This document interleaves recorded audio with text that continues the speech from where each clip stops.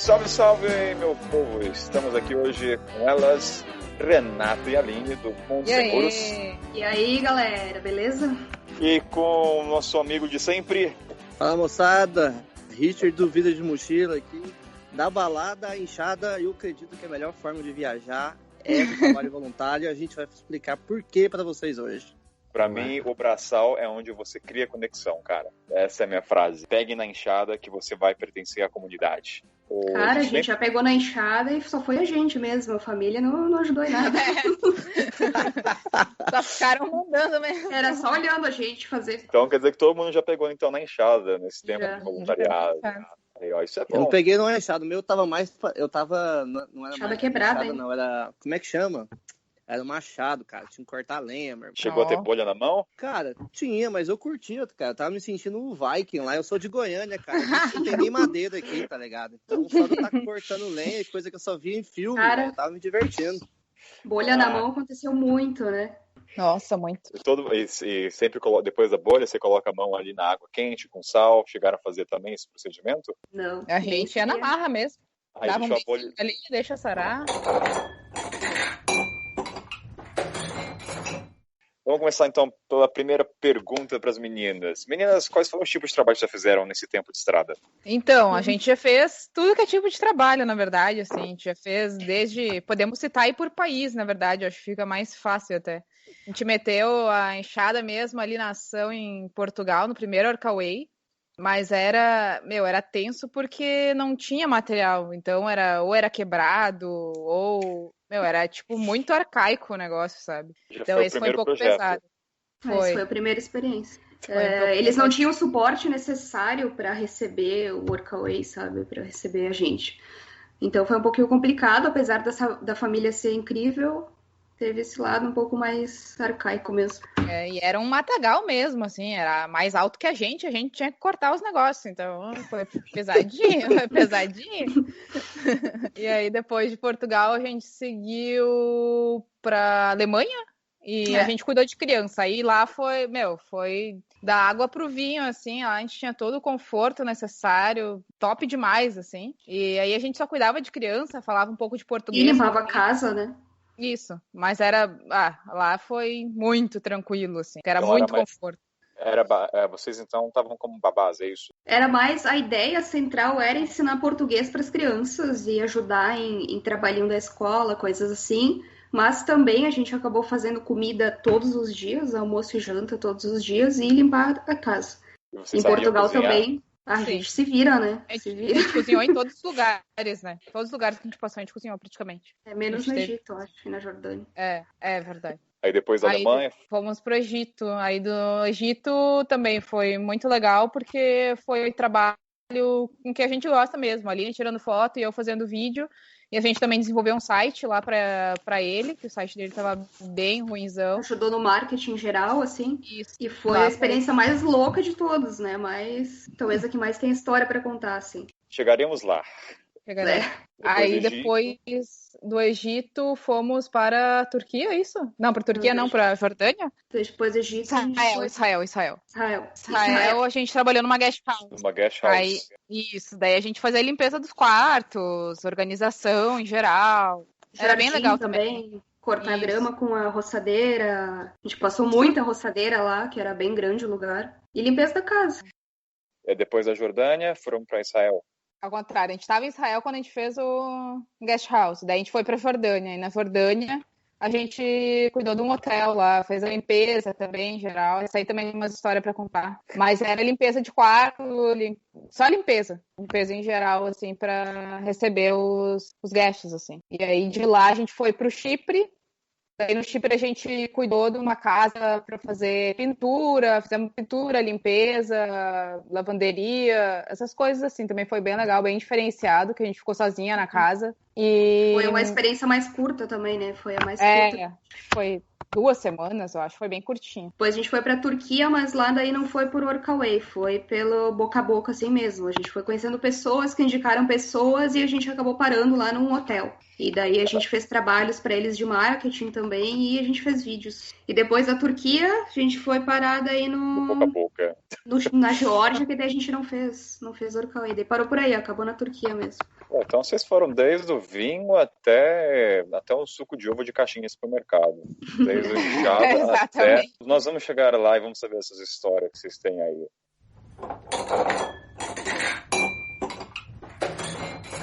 Vamos agora para o Mr. Richard. Richard, que tipo de trabalho voluntário e work exchange tu fez nesse tempo de estrada?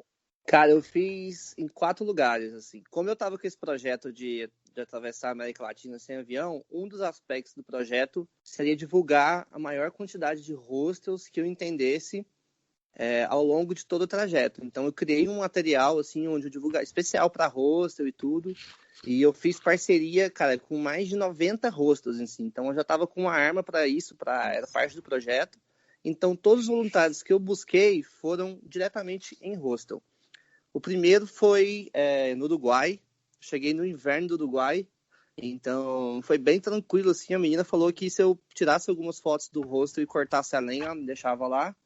Então, eu cortava a lenha mais ou menos 1h30, 2 horas por dia. De resto, eu tirava umas fotinhas ali e passou. Depois eu fiz no Chile, em Pucón, onde eu ajudava pintando cerca. De vez em quando eu ajudava na recepção. De vez em quando eu ajudava a fazer comida para os hóspedes, assim, que é o community dinner lá. E depois eu fui para Colômbia. Eu estava em Guatapé. Esse aí era um party hostel, cara. Então o trabalho era no bar mesmo, servindo os bêbados, separando briga de casal. aquela loucura colombiana, cara. Porque o colombiano bebe muito, cara. E eu, que sou cachaceiro, eu falava, cara, colombiano. Tinha dia que eu falava, cara, se ninguém suicidar hoje aqui, já tá tudo certo, cara. Entendeu? Porque era sinistro, assim.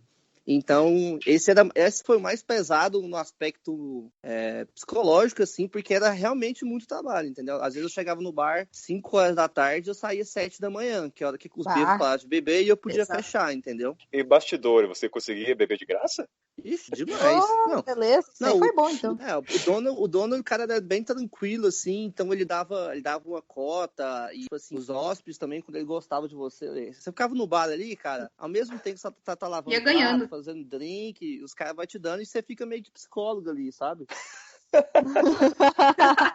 Não, ainda mais que eu falava que eu tava viajando já descobri um talento. Já queria ficar ali, já fazer uma consultoria de viagem ali, entendeu? Já ficava aquela coisa, saca? Eu acho que isso acontece com todo mundo, cara. Volta e meia, como você conta a sua história, o pessoal já senta a dica ali, vai ser uma mentoria de graça pra galera. Exatamente. Acontece e muito. O quarto, cara, foi o mais diferente, porque eu tava trabalhando no hostel, mas eu tava dentro de um projeto do hostel. Eu ficava no hostel, que era uma casa meio que na floresta, assim, na Costa Rica, mas eu fiz um vídeo institucional, eu criei alguns cartazes, eu criei a logo para um projeto de preservação de uma nova área que eles queriam transformar num parque nacional lá na Costa Rica. Então, o objetivo era arrecadar doadores, arrecadar pessoas que investiam naquela área ali para proteger de caçadores, desmatamento ilegal que acontece naquela parte. Então, esse foi o mais... Assim, também é a mesma coisa, né? Você sai da briga de bêbado para a preservação da fauna e flora, saca? É uma loucura. Nossa. Aí depois a Colômbia?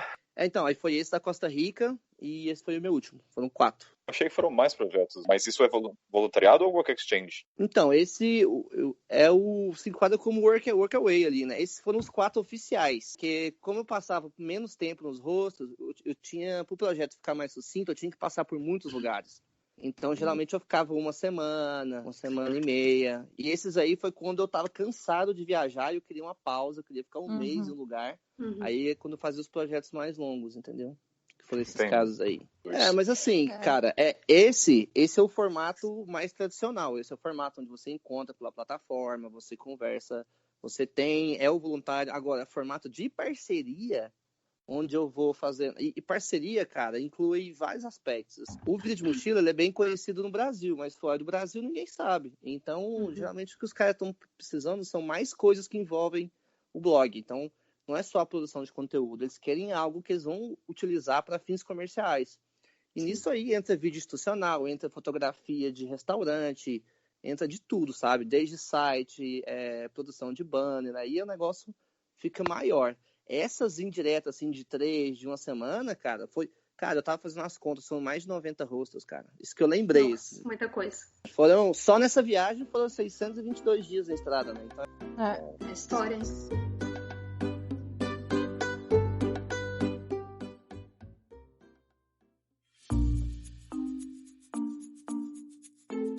E agora eu perguntar para vocês usaram quais plataformas?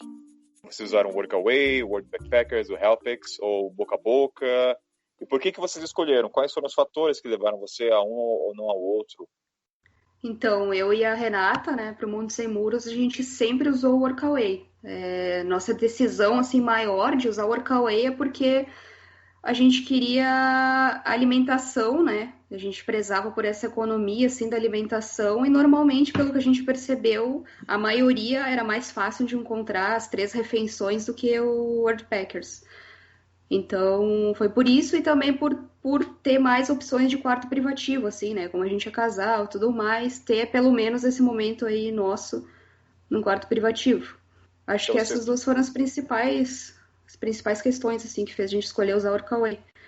Mas também a gente teve uma que foi no boca a boca, né? Como a gente comentou na Turquia.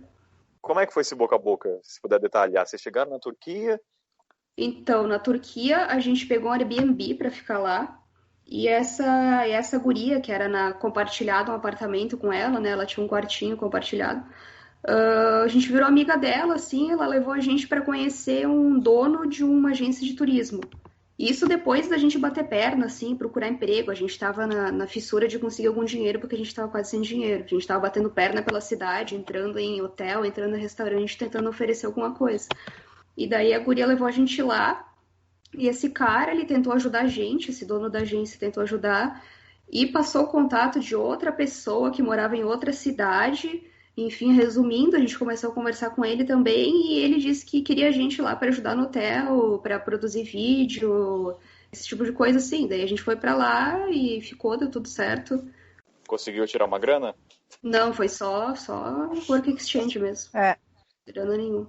Até a gente tinha a ideia de tentar ganhar dinheiro lá de alguma forma, mas no fim não rolou, não. E como é que vocês escolheram esses projetos? Foi na base da qualidade da hospedagem, da localização, da rota?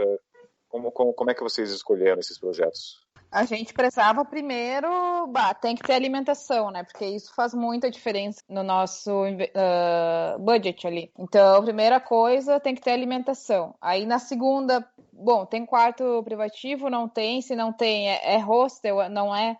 Então é bem nessa. A gente vai meio que um caminho, assim. Primeiro, alimentação, depois o quarto. E, é claro, o tipo de experiência, se o cara tem reviews também, isso é muito importante, a gente considera isso bem importante. Se tem outras pessoas que já deu alguma crítica ali ruim, boa, quais foram, se é muito difícil de se locomover do lugar, porque às vezes fica em fazendas, né, lugares mais afastados, como é que a família lida com isso, eles ajudam, não ajudam com o transporte. Então, tudo isso a gente acaba botando na ponta do lápis, assim. E a gente saiu do Brasil sem ter nada de planejamento, quer dizer, quase nada de planejamento, né, para onde a gente iria. A gente não tinha uma rota planejada, a gente não tinha nada. A única coisa que a gente planejou foi os 2 primeiros países. E o primeiro Work Exchange, que foi em Portugal. A partir daí, a gente foi vendo o que acontecia, sabe? A gente não tinha na estrada. A gente ia dando uma olhada, ia pesquisando, ia mandando mensagens da hora, tipo... 2 semanas antes da gente querer sair do lugar, a gente começava a mandar e-mails, conversar com as pessoas e ia pro lugar, tipo, de Portugal para Alemanha, a gente não queria ir para Alemanha, sabe, a gente não tinha expectativa de ir para lá, mas acabou acontecendo, então não foi nada, quase nada planejado, assim, foi, vamos ver o que acontece.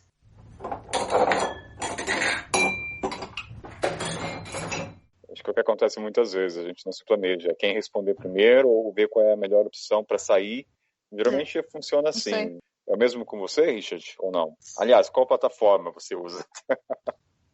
Cara, hoje a plataforma que eu uso é sempre o Worldpackers, porque eu acabei me transformando num embaixador da Worldpackers, né? Então já virou parte do meu trabalho divulgar o Worldpackers e estar sempre com eles. Mas no começo, cara, o primeiro que eu consegui foi boca a boca mesmo.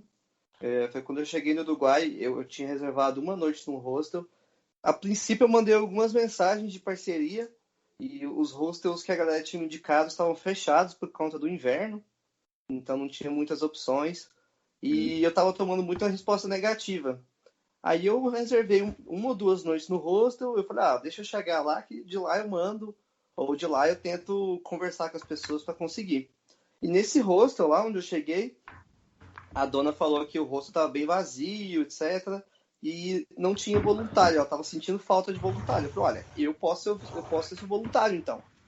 Só que eu preciso de um prazo menor, entendeu? Porque ela queria que eu ficasse lá um mês e não tá pretendendo ficar um mês no Uruguai. Tipo assim, em um só lugar, né? Aí a gente meio que entrou num acordo e eu ficava cortando a lenha, né? Fazendo serviço de fotografia, as coisas mais simples. Depois disso, a Worldpackers entrou em contato comigo, perguntar sobre a plataforma. Eu já tinha ciência da Worldpackers, mas eu estava sempre olhando a Worldpackers e a Workaway. Eu falei assim, o que eu tiver a vaga, eu vou cadastrar primeiro, entendeu? Se eu achar uma vaga que eu goste muito, sabe aquela vaga que você brilha os olhos, você fala assim, cara, é isso, entendeu? Aí eu falei assim, eu vou olhar nos dois. O que tiver essa vaga, eu vou me candidatar e vou pagar a inscrição, né? A inscrição anual. E nesse meio tempo a Worldpackers entrou em contato comigo, cara. E aí desde então eu venho usando a plataforma, sempre com as vagas da plataforma. A Worldpackers ela é nova, brasileira, né? Ela chegou para concorrer com a Workaway, que já é antigaça, é tipo dinossauro, pioneira, né? Então é uma briga até desleal. Mas eu acho que a Worldpackers vem mandando até bem, assim. E ao meu ver, as vantagens, assim, eu vejo que tem menos concorrência.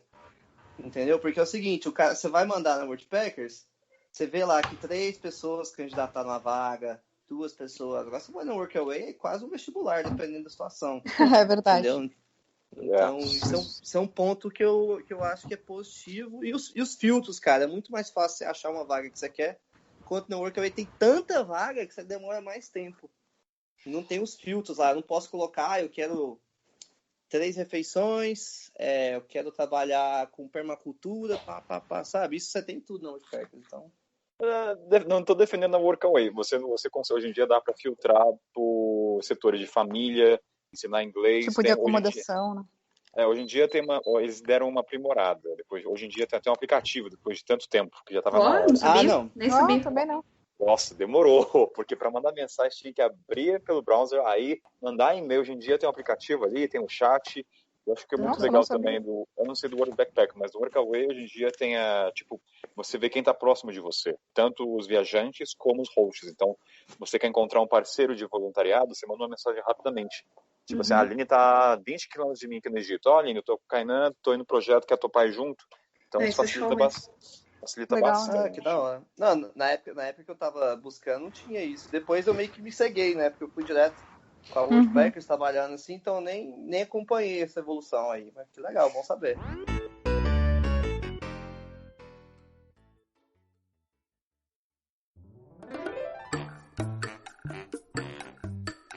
Como é que é a questão do tempo? Vamos dar um exemplo na África em relação à Europa, do que eu ouço.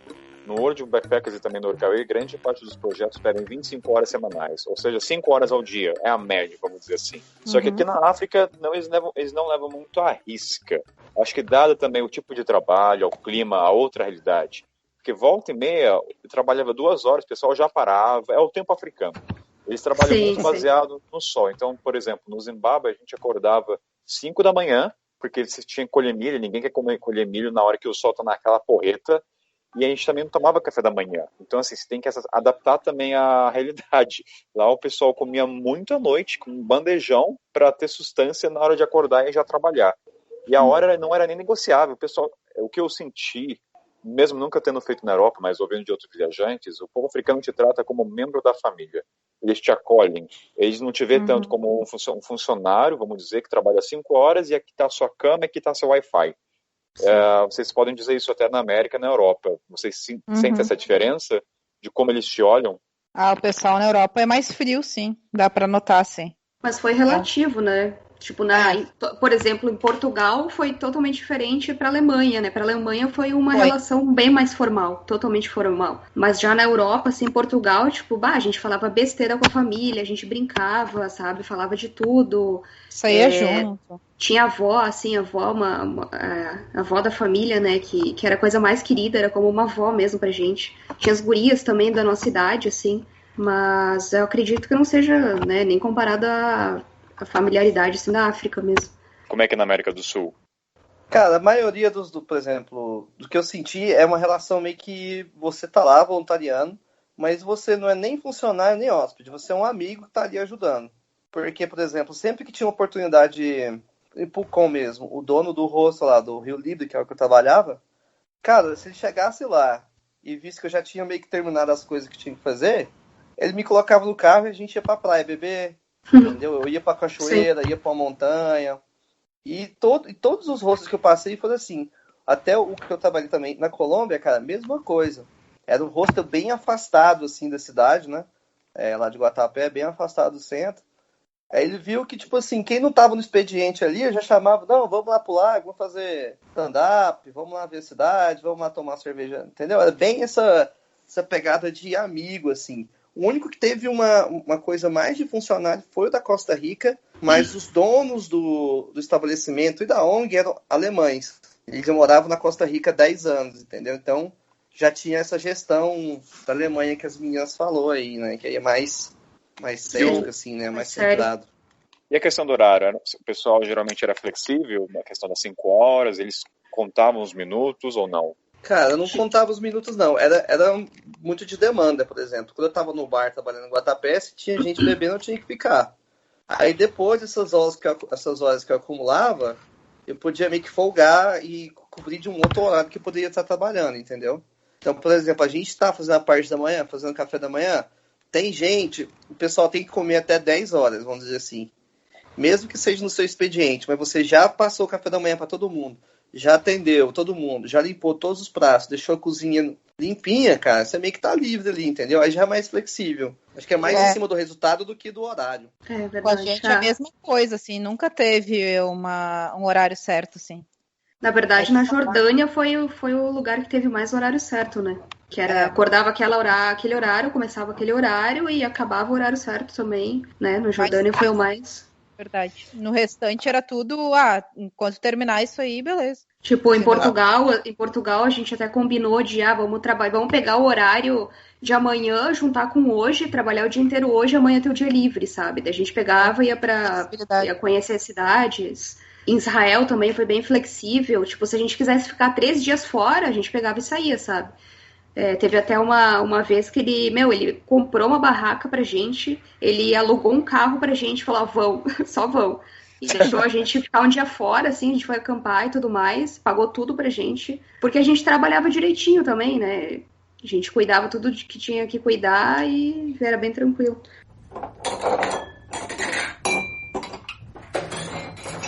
Tem uma coisa que eu percebi que é muito clara. Tipo, o voluntário, tem muita gente que passa, mas não é todo mundo que é muito comprometido. Quando você é comprometido, você vai ganhar uma gama de benefícios, assim, que você não está esperando. Verdade. Cara, em todos os lugares que a gente...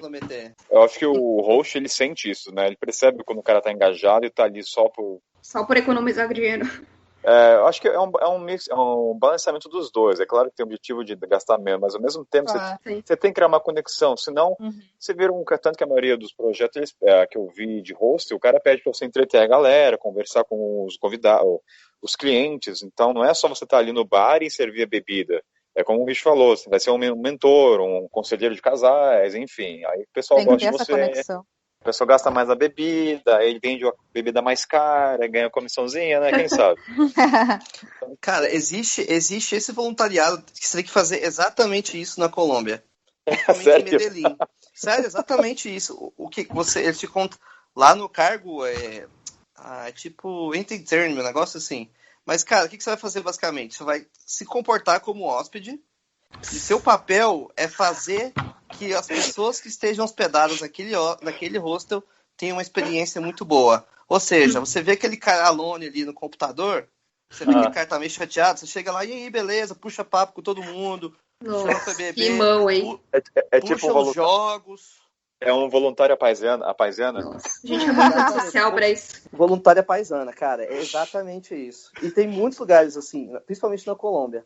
Eu já prefiro pegar uma enxada, então. Mas você se identifica como assim, se o cara te perguntar o que você faz, você fala que você tá voluntariando ou você fala que você tá viajando?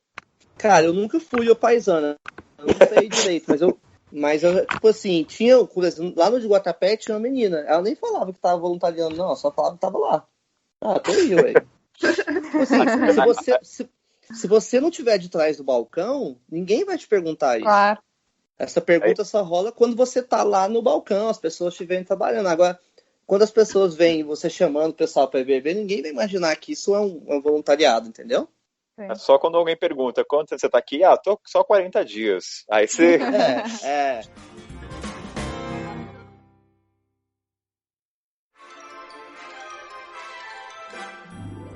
Acho que isso é uma coisa que pesa muito também, a gente pode até abordar sobre a personalidade que você tem que ter no trabalho voluntário. Ser comunicativo, você ser proativo. Então, muitas vezes o dono do projeto vai pedir você fazer A, B e C. Cara, vai fazer o D e E também, entendeu? Você vai ganhar confiança, você vai ganhar credibilidade. Então, você se doar um pouco a mais. É claro que tem um limite, tem um teto, mas, cara, às vezes você acabou a coisa antes, às vezes você não tem o que fazer, às vezes...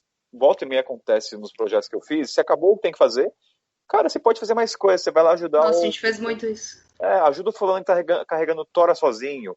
E não é nem questão de voluntariado, é uma questão de valores. Tá vendo que o cara tá sozinho carregando tora? Vai lá e dá uma mão extra, entende? Não é... empatia, né? Exatamente. Vocês passaram por isso? Teve uma história engraçada que a gente ri até hoje ali, né, em Portugal, na nossa primeira experiência. Porque, cara, a gente já fazia um monte de coisa, né? A gente limpava a casa inteira por dentro. Ainda tinha lá fora para cuidar, que não era pouca coisa. Daí a Renata, ela olhou para cima, assim, viu um monte de pontinho preto, assim, uns mofos no teto. Ela, vamos limpar esse teto aqui.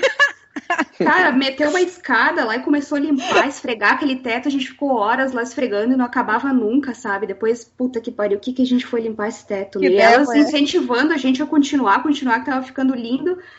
E daí a gente passou uns 3 dias limpando aquele teto. Cada ideia. E com uma dor no ombro, assim, uma dor no braço, e que arrependimento de limpar aquele teto. E coisa assim, né? Mas tu acaba fazendo, deixa o pessoal feliz, tudo ok. Já teve algum trabalho que pediram e você negou porque você não tinha habilidade, não se sentia confortável? Eu já neguei algumas coisas, porque o cara queria que eu construísse uma empresa para ele, entendeu? Basicamente era isso.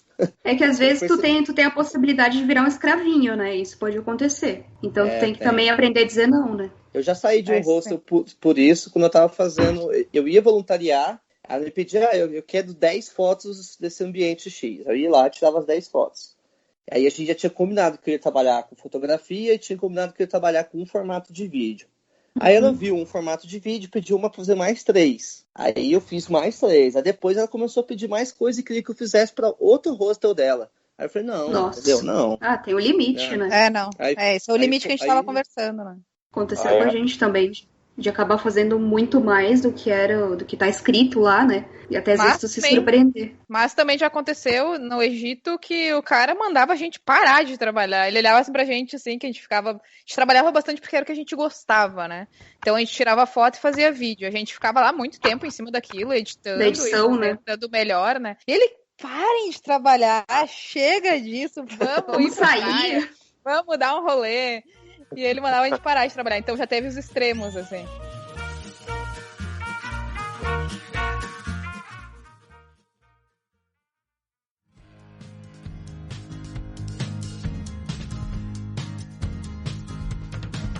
De hosts, assim, que vocês lembram, alguns são memoráveis, alguns vocês preferem esquecer. Como é que vocês... Memorável foi esse do Egito, eu acho, porque era muito legal. Foi uma diversão, assim, não era um workaway, porque foi muita diversão. Era o que a gente gostava de fazer, era a natureza e era um ambiente muito legal. Experiência totalmente diferente, né? Mas também com ele teve os extremos, né? Depois a gente fala sobre isso.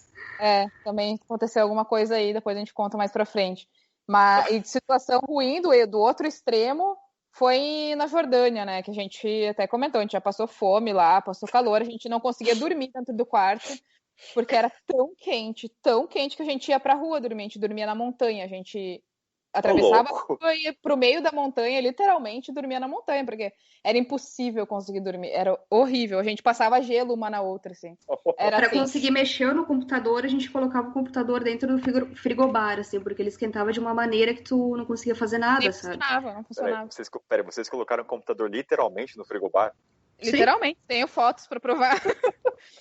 Eu dei imagens disso aí que eu vou ter que provar. Olha, eu lembro até que vocês fizeram história, estavam comendo do mesmo alimento todo santo dia, não era? Todo dia, meu, todo dia. Horrível. No final eu não conseguia mais comer, porque me repunava. Era sempre a mesma coisa. E a gente passava fome. Então, mesmo com a fome, ainda era a mesma coisa, sabe? Então, dava aquela repunação, assim, do mesmo gosto sempre. Foi bem tenso essa questão de alimentação e de acomodação por causa do tempo, né? O quarto era legal, o quarto era muito bom. Tinha um frigobar, tinha um banheiro só pra gente, eram 2 camas de solteiro e o ventilador. Só que era um calor tão extremo e tinha muito essa diferença, assim, entre patrão e funcionário. O quarto dele tinha ar-condicionado, sabe? O resto ficava... E tinha vários quartos vagos que tinham ar-condicionado. Então, ele poderia ter essa possibilidade de nos transferir para um quarto com ar-condicionado, mas tinha essa meio que hierarquia, assim. E a gente comentou muitas vezes que a gente não conseguia dormir, que era impossível, e ele continuava lá com o nariz empinado, sabe? Isso foi bem chato, assim. A gente não conseguiu criar essa conexão que a gente criou com os outros. E a questão da alimentação, vocês conseguiram burlar ou ficaram no pãozinho até o final? Meu, ele não deixava a gente usar a cozinha, sabe? Era uma hierarquia tão grande, assim, que tu não podia mexer em nada. Meu, pensa que lá tinha piscina, era um hotel e era um centro de mergulho. A gente nunca pôde. A gente nem foi convidado a usar a piscina, nenhuma vez. Porque a piscina era só pros hóspedes. E daí... é foda. E daí, tipo, já teve outros dias, assim, que ele pegou e jantou, fez um banquete com a família inteira dele, e os outros eram uma mesinha separada ali, com umas coisinhas ali, né, bem menos comida do que tinha na mesa dele. E essa coisa de usufruir o espaço acontece também com o hostel, Richard? Tipo, a piscina, o cara fala pode usar a piscina ou não? Tem essa restrição com o voluntariado? Cara, nos lugares que eu fiquei, o fato de você ser voluntário, você tinha até mais benefício que o hóspede, entendeu? Você podia usar tudo. Às vezes a gente tinha quartos melhores que o dos hóspedes. Já teve... Usa tudo, piscina. Esse hostel de Guatapé, cara, por que eu fui pra lá? Eu tava viajando sozinho há muito tempo, né, cara? Então eu tava me sentindo meio solitário, assim. E como eu passo muito rápido por conta do projeto, eu não criava tantas relações, assim, acabava que eu não criava intimidade com ninguém. Aí eu vi esse hostel, que era em Guatapé, que ele ficava a 25 quilômetros da cidade, assim, de uma cidadezinha maior lá. E então ele ficava isoladão, cara. Então pra você chegar lá, era mais ou menos 40 minutos, 1 hora de carro. Só que ele era na beira de um lago, tinha uma piscina que parecia... A casa, cara, era de um traficante antes, só pode, cara. Cara, uma piscina gigantesca, lago privado, vista pro Penhol de Guatapé, que é tipo o Pão de Açúcar que tem lá. Eita! Casa de traficante, assim, colombiano, uma coisa de louco. E a gente podia usar tudo, cara. Usava tudo que os hóspedes podiam, a gente comia menos as coisas que eles comiam. A gente tinha desconto de 50% no restaurante. Então, cara, era muito bom, assim. Eu nunca passei por isso porque quando eu comecei a passar por uma coisa assim, eu já meio que saí em 2, 3 dias, entendeu? Eu sou muito impulsivo, cara. Então, quando eu vi que o negócio não começava a vingar, eu já saía. Então, por que a gente não saiu? A gente com certeza iria sair, né? A gente tava se sentindo mal. Mas logo que a gente chegou ali nesse Workaway, eu tinha encomendado a minha câmera na Amazon, porque a gente tinha perdido a câmera anterior no Israel. Então eu tinha que esperar chegar a câmera, sabe? Não tinha outra possibilidade. A gente ficou preso. Era uma prisão ali, era uma prisão.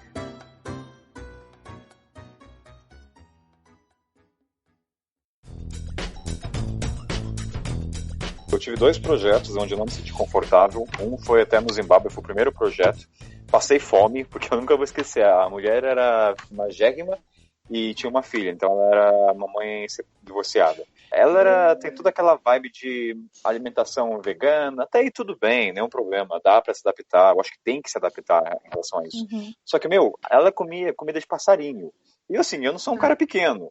Cara, eu trabalhava no braçal, ela ficava só na casa dela, lendo livro, sei lá o que ela fazia. Sim. A primeira refeição, beleza, pouquinho, Aí na segunda, eu falei, tem um pouquinho mais, sabe? Eu sentia fome, e foi minha primeira experiência como voluntariado. Eu falei, caralho, será que vai ser assim sempre? Sim. E por que eu não saí? Eu poderia ter saído antes, sim, mas o problema é, na África, os projetos não são tão próximos. Você não consegue encontrar um projeto assim a 20 quilômetros de você, vai ser a 400 quilômetros do próximo projeto.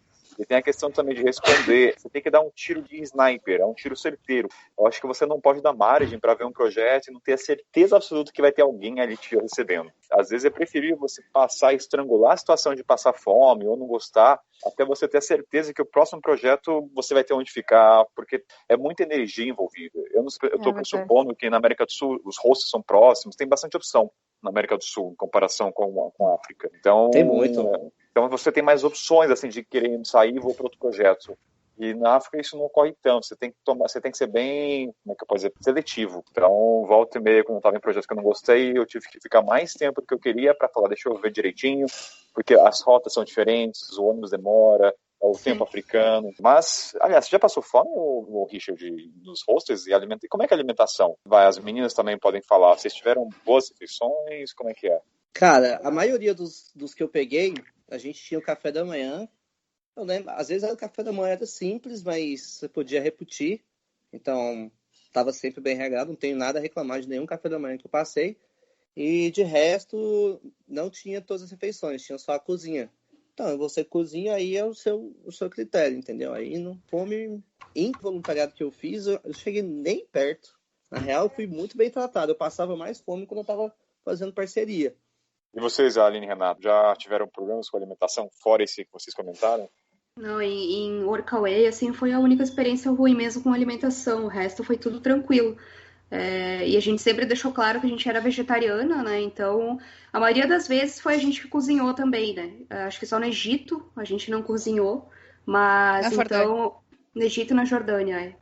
E de resto a gente falava o que a gente queria comprar, assim, eles davam essa abertura, sabe? A gente fazia o cardápio, compravam, a gente fazia e estava tudo certo. E além das 3 refeições, também a gente estava livre para lanchar, sabe? Se tivesse alguma coisa ali para comer, a gente estava bem livre. Quanto a isso, foi super tranquilo.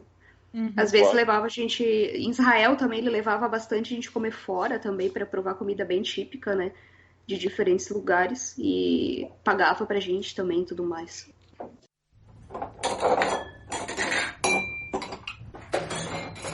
Eu acho que nos projetos africanos a relação com comida é um pouco diferente. Primeiro que assim, você fica no projeto, não existe uma cozinha separada. É sempre uma cozinha coletiva, onde todo mundo cozinha em grande quantidade. Sim. É uma coisa bem delicada você cozinhar um ovo, vamos dizer assim, na frente de outras pessoas e você ter uma refeição diferenciada deles. Eu acho que, assim, uma coisa que eu falo pra galera que vem fazer voluntariado na África, em tribos, vilarejos, vamos dizer assim, como que eles comam. Assim, é claro que às vezes você vai sentir falta de alguma coisa, mas nesse caso, uma vez a semana, ou vai fora, não cozinhe na casa deles ou no espaço que eles têm. Eu acho um pouco de falta de respeito, entendeu? É a mesma coisa que você não tem como marcar com um ovo ou uma galinha, qualquer coisa que seja. Aí você cozinha na casa dele, eles vão ver você cozinhando, então assim... Não, mas no nosso caso era cozinhar para todo mundo, né? Não só pra gente. A gente cozinhava pra família. Mas família de quantas pessoas? Família de quantas pessoas vocês estão falando? Olha, o máximo que a gente chegou foi pra família de 6 pessoas, mais a gente, né? Esse era o máximo, assim. Nunca foi mais que isso. Mas nesse caso vocês cozinhavam como parte do voluntariado, certo? Não tava escrito lá, né? Mas daí depois falavam, vocês podem fazer a janta, vocês podem fazer o almoço. A gente sempre acabava fazendo porque a gente preferia a gente fazer, então... se eles vão dar essa abertura de, não sei o que fazer vegetariano, podem fazer, aí a gente acabava fazendo, porque daí já era mais ainda... Se eles davam essa abertura, é mais nosso gosto ainda, né? Então, a gente acabava fazendo, sim. Mas aí era pra todo mundo, né? Era pra galera toda. Não só pra gente. Então. A gente nunca cozinhou só pra gente, assim. Era sempre pra todo mundo. E se a gente cozinhava só pra gente, a gente sempre oferecia pra todo mundo, assim. Tinha essa conexão, assim. A maioria dos voluntariados que eu fiz também, eu sempre buscava um lugar onde a equipe ia ser maior, entendeu? Porque eu tava buscando relação com pessoas. Eu queria me envolver mais do que ficar só passando. Sim. E a equipe de voluntários é que fica mais tempo. Então é sempre uma equipe ali de 5, 6. Lá no Guatapé acho que eram 8 pessoas. E todo mundo cozinhava junto. Era uma janta. Cada dia da semana uma pessoa cozinhava. Um dia eu cozinhava, outro dia o outro cozinhava.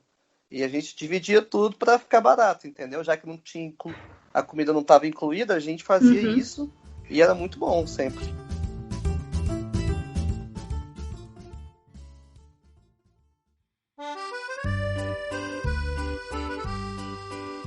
Uma coisa que eu gosto muito é ter outros voluntários no mesmo tempo. Eu tive várias experiências de ficar sozinho, assim, durante 3 meses, só eu e a família. Assim, é legal, mas tem um momento que você, sei lá, eles não estão no mesmo barco. Então, quando você encontra outro cara, não interessa de onde é, ele tá passando a mesma coisa que tá passando, tudo é novo, quer chegar até o ponto A. Então, assim, eu curto muito ter voluntariado no mesmo tempo que eu tô. Muito bom mesmo. Claro que, assim, já aconteceu de ter um voluntariado merdinha, sabe, cara chato mesmo, mas são por poucas vezes, mas grande parte, cara, eu adorei ter companhia. E tem até a questão do tempo se torna irrelevante de questão de aproximação, intimidade. Você fica 2 semanas com um cara no projeto, você tem uma relação que você demoraria, sei lá, 8 meses no Brasil, talvez mais. Com certeza. Dada a circunstância. Então é legal compartilhar muito de alegria e tristeza. Vocês fizeram muitas amizades com outros voluntariados? Mantém contato? Como é que vocês... Teve poucas vezes que teve mais voluntários com a gente, mas era um motivo de festa, assim, né? Encontrar alguém. Até quando a gente estava no Egito, fazia muito tempo que a gente não encontrava brasileiro. E lá no meio do deserto do Saara, assim, quando a gente acampou 5 dias lá, a gente encontrou brasileiro. Então, foi muito massa. Mas como era casa mais de família e não era fazenda grande, né? Era mais casa mesmo, foram poucas vezes, assim, que a gente encontrou mais gente. Era... A maioria das vezes só a gente. Acho que só em Portugal, né, que a gente trabalhou com mais gente. Em Portugal foi bem legal. Vocês mantêm contato com os hosts ainda? De vez em quando, sim. De vez em quando, e-mail. E você, Richard? Cara, eu tenho até grupo de WhatsApp, velho. Com a equipe de voluntários que a gente já terminou o voluntariado tem mais de ano. A gente tem um grupo de WhatsApp ainda. Ainda rola um meme, rola umas brincadeirinhas assim. E, tipo, eu sou o único brasileiro ainda, sabe? Brasileiro cria elo mais fácil. Europeu não é tanto, assim. E eu tenho um grupo, um europeu, cara. Tipo assim, é muito raro isso. É muito raro. Mas acontece porque a gente passou por muita coisa junto, né? A gente ficou ali como equipe muito tempo. Então, vira e mexe, eles vão para algum lugar aí, eles me perguntam. E a gente conversa bastante. Com os hosts, é só o chileno que eu acho que eu tenho mais conversa. Tipo, a gente toca um papo ali um ou outro no Facebook ainda, ele fica me chamando para ir lá, para voltar, esse tipo de coisa.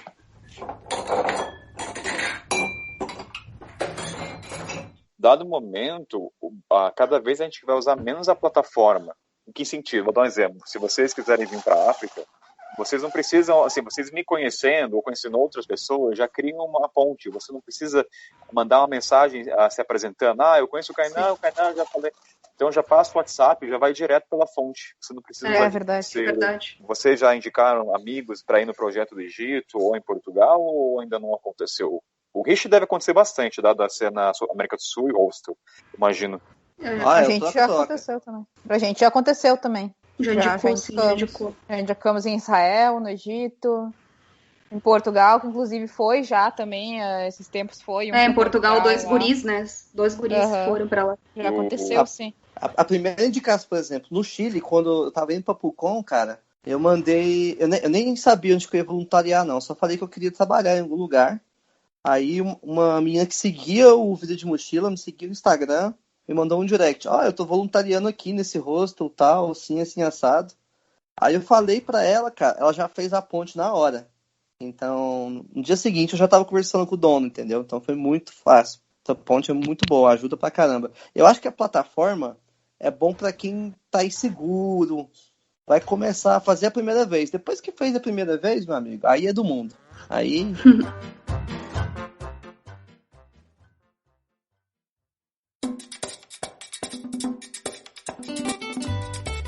conselho vocês dariam para quem está começando agora, sem ter qualquer experiência, nem que esteja ouvindo o podcast? Vamos lá, como é que vocês falariam? Eu ia falar o seguinte, porque quando a gente quer fazer um voluntário a primeira vez, a gente é cheio de ressalva. Porque você tem medo de muita coisa, você não sabe direito como começar.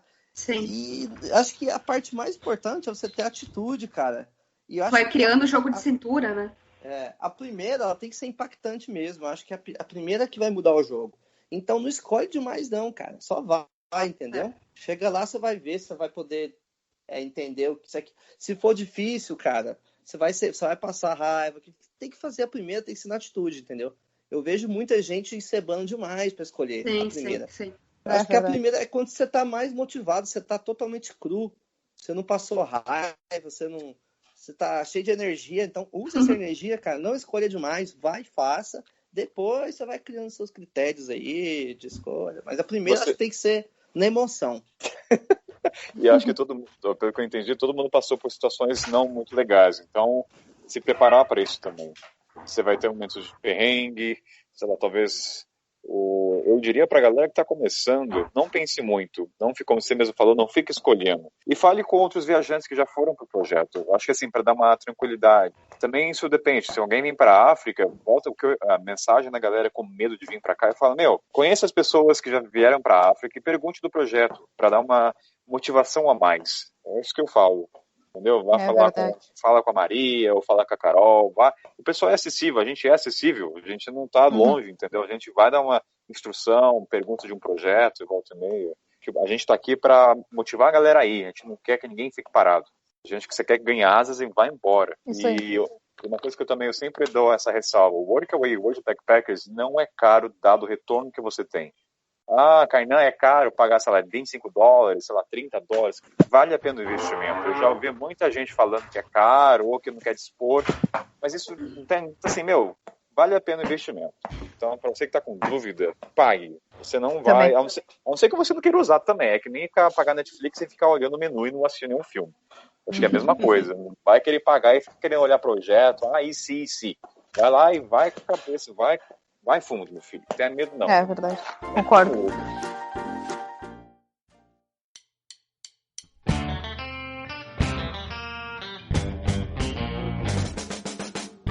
Agora uma pergunta que eu acho que muita gente tem interesse. Precisa saber inglês ou não? Vocês têm história em relação a isso? Como é que... Sim, vamos lá. Muito. A Aline é melhor para responder isso, né? Vai lá. Cara, eu saí do Brasil sem saber nada de inglês praticamente. Eu até, assim, fiz um intensivinho, assim, de aula particular de inglês, mas é aquela coisa, né? Não adianta pra nada. Só pra tentar se motivar um pouco a aprender. Mas, cara, na hora do vamos ver, assim, eu senti muita dificuldade. Eu me senti mal com isso, realmente mal, de não poder transmitir o que eu realmente queria e de não conseguir entender o que a pessoa queria me dizer também, sabe? Toda aquela questão, assim, de contato mesmo, de criar vínculo, tu precisa do inglês, pelo menos pra mim, sabe? Nos lugares onde a gente passou. Foi bem desmotivador, assim, eu não consegui me comunicar da maneira que eu queria com as pessoas. Mas também tive que aprender, né? É ali que tu aprende. Então, no dia a dia, assim, cada vez ia melhorando um pouquinho, ia conseguindo falar uma frase, ia melhorando, conseguindo contar uma história. Mas eu acho, cara, pra mim, eu acho que precisa. Dependendo do lugar onde é que tu for, acho que precisa, sim. Pelo menos precisa saber falar sobre ti, tu precisa, sabe, criar um vínculo com a pessoa. Tu tá na casa da pessoa, na casa de uma família e não conseguir criar um vínculo é bem complicado. Mas eu tinha a Renata do meu lado que falava inglês, né? Então já era algo mais fácil. Mas se a pessoa vai sozinha... Mas uma coisa que eu sempre digo é, tipo, jamais vai negar uma oportunidade, tipo, ficar... não, agora eu não vou porque eu ainda não sei inglês. Agora eu não vou porque o meu inglês ainda não é bom. Eu acho que se tu fizer isso, tu nunca vai sair, porque tu vai achar sempre que teu inglês ainda não é bom o suficiente para tu conseguir se comunicar com alguém. E quando teu inglês estiver bom, tu vai achar alguma outra desculpa para te não ir. Então, eu acho, mete a cara e vai, sabe? Não, sem desculpa, vai com teu inglês, tu vai conseguir se virar de alguma forma. Quantas vezes na estrada, pedindo carona, de várias formas, a gente não tinha como se comunicar com a pessoa, porque no caso a pessoa não falava nada de inglês, já aconteceu muitas vezes, e a gente se virava, sabe? Aconteceu muitas vezes. Quando eu comecei a aprender inglês, eu fui pra Austrália, morei lá 1 ano e 8 meses, e eu não sabia nada de inglês também, então eu passei pela mesma situação que a Aline, sabe? Eu também tive que me virar a aprender o inglês. Então eu acho que isso não tem que ser um porquê de tu, não vou pra essa experiência porque eu não sei inglês. Eu acho que tudo isso é um aprendizado. A Aline acabou aprendendo, hoje ela fala bem inglês, consegue se virar tranquilamente. Consegue. E aprendeu na estrada. Aprendeu na estrada. É a melhor forma. Aprende muito. Mas eu acho que tem duas coisas que você tem que levar em mente, cara. Você tem que ter, de duas coisas, uma você tem que ter. Ou você tem que ter força de vontade, todo jeito, ou você tem que saber a língua. Porque, cara, eu já vi duas experiências clássicas, assim. Lá no hostel de Guatapé mesmo, a gente trabalhava com bar e recepção, que ficava um do lado do outro ali. E eu falo inglês, eu falo espanhol e português, né? Por exemplo, tinha um menino de 19 anos, ele não falava nada de espanhol. Nada. Sabe o que é nada? Tipo, nada. E ele tinha que lidar com um colombiano bêbado. Tipo assim, não é uma situação confortável. Acaba se tornando mais estressante do que prazeroso, né? Sim, mas ele tinha atitude. Ele chegava, tipo, o cara falava, ele fazia o gesto, ele pegava, entendeu? Ele conseguia resolver. Já tinha um dinamarquês que tinha 26 anos, era bem mais velho que o menino de 19, mas ele não tinha atitude. Ele não falava nem espanhol, nem inglês. Aí quando chegava aquela pessoa já falando duas vezes assim, ele já me puxava para resolver a situação para ele, entendeu? Ah, Richard, resolve aqui. Ah, resolve aqui, saca? Eu ficava meio que... Eu tinha que cuidar ali, entendeu? Um momento com os meus filhos ali. Porque eu era o único que falava todas as línguas que eram habituais ali, por exemplo. Na cozinha, ninguém falava inglês. Só espanhol. E na frente, o pessoal falava... Tinha muito gringo, né? Os gringos falavam inglês. Então, eu tinha que fazer a ponte o tempo todo, saca? Agora, esse menino de 19 anos, ele não falava nada, mas ele resolvia. Ele nunca me chamava para resolver a situação para ele. Tipo assim, Richard, vem aqui falar com esse colombiano enquanto eu tô conseguindo fazer o check-in dele, ele tá com algum problema. Agora, esse de 26, ele não tinha atitude. Entendeu? Acho que o mais importante é ter atitude de falar assim, olha, eu não sei, mas calma aí, eu quero É você colocar na sua mente que você quer se comunicar. Se você quer se comunicar, você vai. Sim, acho que na viagem em geral, né? A viagem em geral, tu tem que ter, tu vai ter que meter a cara, independente se tu tem vergonha, tu é tímido, tu tá numa viagem ali, tu vai ter que aprender a te virar sozinho. Não interessa. Acho que você aprende na marra pela timidez. Volta e meia eu encontrei voluntariados que não falavam nada de inglês, mas assim, nada. Eu lembro que teve uma vez que ela teve que explicar que ela queria comer galinha. Eu tava quieto, eu falei, você vai, é lógico. Cara, e ela fez o pó, cara.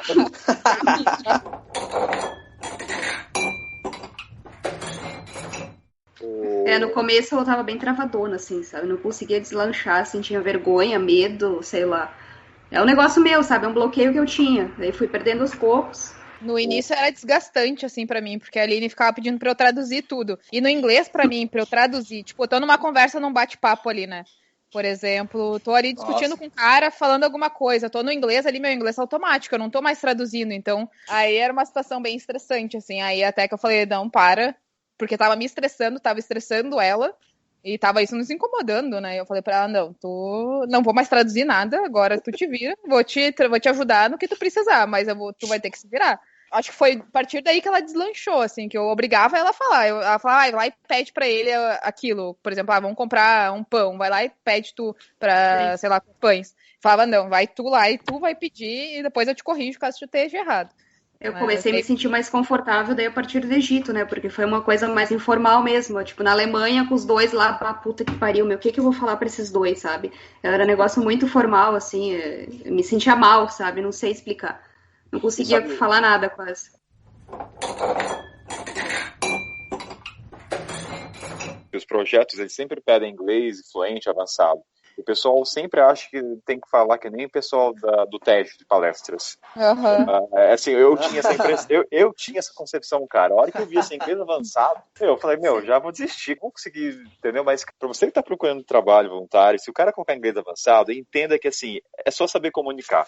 A não ser que você fique responsável por elaborar projetos de aí tudo bem, aí faz até sentido. Mas no boca a boca, é só comunicar. Saber desenrolar ali. Não, e vamos supor que o cara é da Colômbia, não interessa o país que não seja o inglês a língua natal.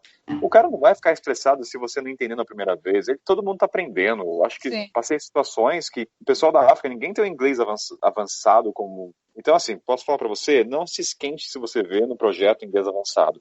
O que condiz com só se comunique. Né, que ali parece uma palavra pesada, mas não é. Seria assim, se comunique com as pessoas. É isso que eles querem dizer, entendeu? Saiba fazer check-in. O que é check-in? Perguntar, que dia que você vem? Sorria. Sorria, exatamente. Mostra o dentão bonito aí, cara. Entendeu? Mesmo que seja banguela, mostra o dente de banguela com orgulho. Isso aí vai mostrar personalidade. Eu tenho certeza que vai acontecer também uma situação onde você vai dar o clique, que é quando você vai começar a aprender, cara. Porque vira e mexe... Eu vou colocar o meu caso, por exemplo. Eu falava inglês fluente, mas eu nunca estudei espanhol. E eu tava no Uruguai mesmo, quando eu comecei, eu poderia lançar um portunhol clássico, falar devagar, que eu manteria a comunicação, só que eu não conseguia me expressar, eu não conseguia desenvolver uma conversa bem, porque eu não sabia espanhol. Aí o portunhol me incomodava. Então, quando a pessoa falava inglês, eu já entrava na minha zona de conforto e já soltava o inglês.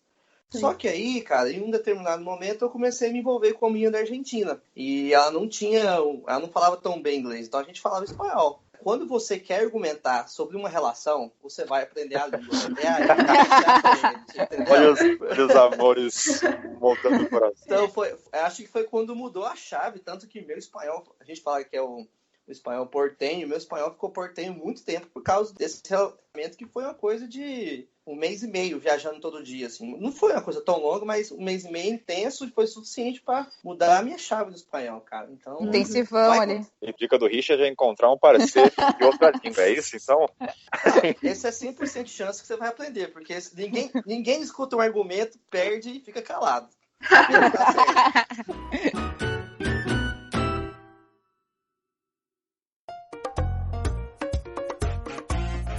uma pergunta agora sobre o projeto nas Américas do Sul. Eles pedem espanhol, os projetos, em grande parte, ou não? Cara, a maioria espera inglês, porque quem viaja na América Latina é europeu, cara. Viaja em quantidades muito maiores do que os latinos em si. O latino, ele viaja muito pouco se comparado aos europeus, entendeu? A gente viaja, mas viaja em outras circunstâncias. Não vai para hostel, vai para Airbnb, hotel, agência de viagem. Quem é a massa de turismo de hostel na América Latina são os europeus. Interessante isso. Eu achava que tinha que saber espanhol para trabalhar nos hostels. Eu achava que era uma exigência já da galera. Não, cara, tipo, a maioria... Por exemplo, como eu sabia espanhol, eu tinha muito mais vantagem, porque eu conhecia as meninas da cozinha, entendeu? Todo mundo me recebeu muito melhor.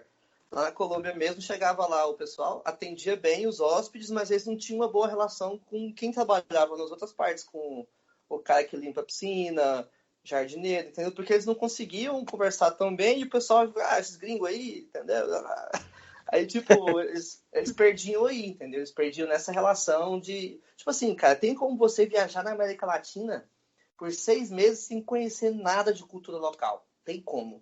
Porque é loucura, mas existe como. Se você se enfiar dentro de um hostel e ficar só andando com o gringo, dá pra você não conhecer nada de cultura local. Pra você fazer cultura local, por exemplo, no meu caso, que trabalhava com hostel, eu ficava em hostel muito por conta do meu projeto. Muitas vezes eu fazia couchsurfing muito porque eu não aguentava mais ficar dentro de hostel, entendeu? Eu queria estar mais próximo ali da cultura local.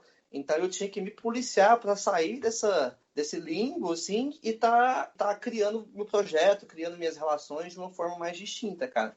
Mas tem como você ficar nesse limbo que é turismo hostel europeu e é totalmente possível, cara. Se você não se forçar, o máximo que você vai fazer é um walk tour ali, vai pra baladinha, mas isso aí não é conhecer a cultura, né? Vocês sabem, né?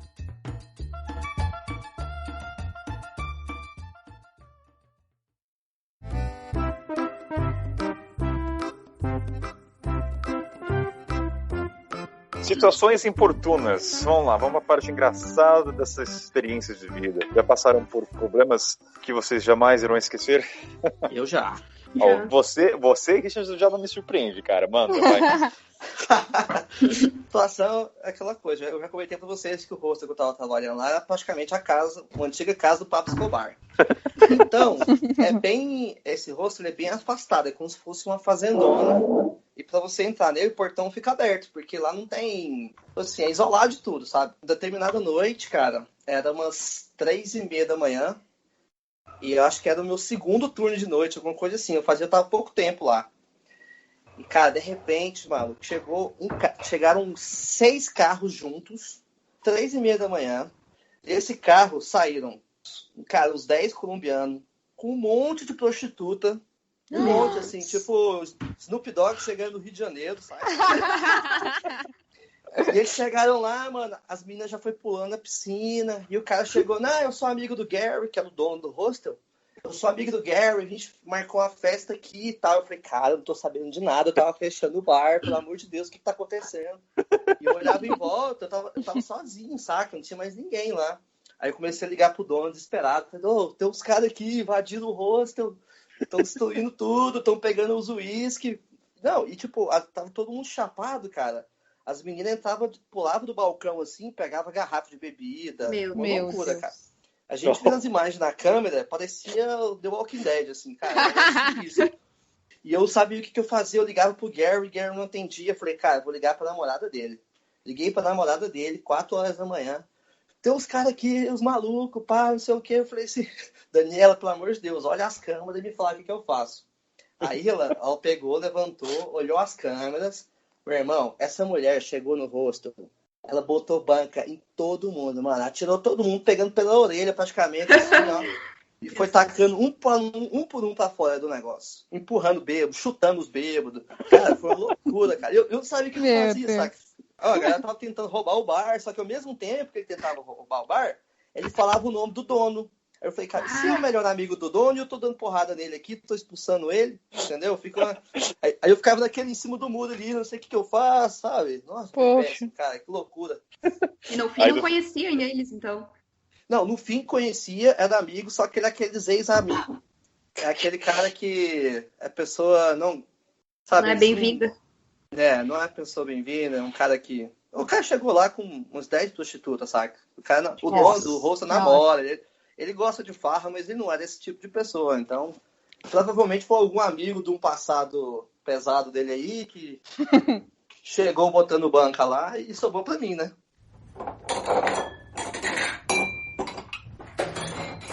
A minha história não é estar longe de prostituta, estava numa lau e estava carregando tijolos na construção da escola.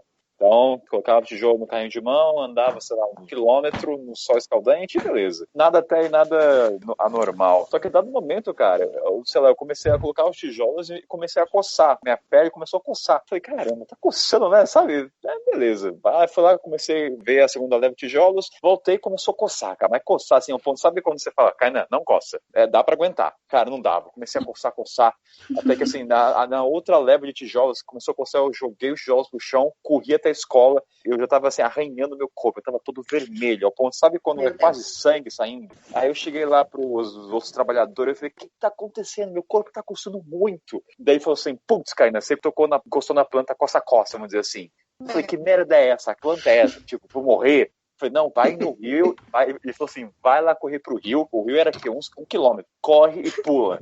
Eu falei, caralho, larguei tudo. Cheguei a correr, mas assim, eu tava correndo e coçando meu corpo. É uma coceira. Eu tô imaginando a cena. É uma coceira que eu não desejo nem pro pior inimigo. Aí cheguei lá, próximo do rio, e assim, essa área era uma área meio que muçulmana. Tinha mesquitas, que no Malau tem uma divisão ali entre outras religiões. Aí cheguei, tinha 2 mulheres lavando, cara, eu fui lá pelado. E assim, na hora, que nem pensei no que as mulheres iam pensar. Tirei a roupa, pulei peladão. As mulheres riram porque elas entenderam que eu tinha encostado na planta. Cara, aí na hora, aí pulei, beleza, passou a coceira, porque tinha água. Se não tivesse, eu estaria fudido. Aí quando eu voltei lá pra encontrar a galera, né, o pessoal dando risada, né, da desgraça alheia, aí eu perguntei na hora, por que o maldito Deus, sei lá, não entra no mérito de religião, criou essa bendita planta? Qual é a função disso aqui? E aí me jogaram no final. Essa planta é usada nos prisioneiros do país. Tanto que eles falaram que os prisioneiros preferem receber paulada dos policiais que essa planta. Porque, sei lá, a paulada, pelo menos, dá se aguentar, é questão do corpo. Mas a coceira não tem o que faça passar. Senhora. Aí ele falou que volta e meia policial anda com esse galho e bate nos prisioneiros, cara. Eles preferem, não, me bate com o pau que é melhor. Porta pro Brasil aqui, isso daí, então. Nossa, juro, eu acho que nem sei se tem no Brasil. Eu sei que tem umas plantas que coçam, mas essa, vou te falar, olha, você imagina passar no cu, que eu vou te falar. Acho que... Já tô me coçando aqui, pode pensar.